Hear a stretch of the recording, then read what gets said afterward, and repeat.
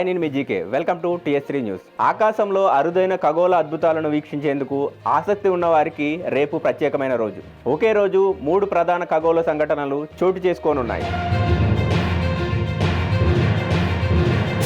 దీంతో ఆకాశంలో చూసేవారికి అద్భుతమైన దృశ్యాలు కనువిందు చేయనున్నాయి. సాధారణంగా ఇలాంటి ఖగోళ సంఘటనలు వేరువేరు సమయాల్లో వేరువేరు రోజుల్లో జరుగుతుంటాయి. కానీ రేపు మాత్రం 3 ముఖ్యమైన ఖగోళ పరిణామాలు ఒకే రోజున సంభవించనున్నాయి. వీటిలో చంద్రుడికి సంబంధించిన ప్రత్యేక పరిణామంతో పాటు ఇతర గ్రహాలు, ఆకాశంలోని ఖగోళ వస్తువుల కదలికలకు సంబంధించిన అరుదైన దృశ్యాలు కూడా చోటు చేసుకోనున్నాయి.